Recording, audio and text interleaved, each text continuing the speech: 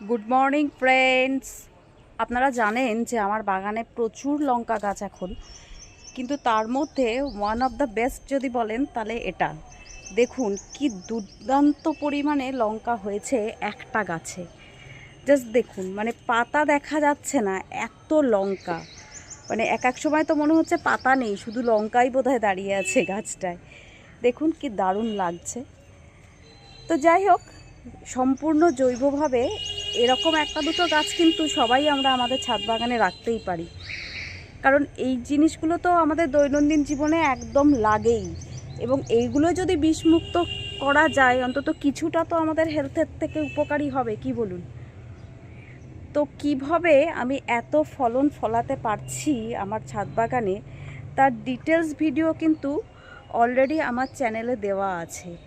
তার লিঙ্কটাও আমি আজকে ডেসক্রিপশন বক্সে অবশ্যই দিয়ে দেবো। তো যদি আপনাদের কারোর মনে হয় তো দেখে নিতে পারেন অবশ্যই।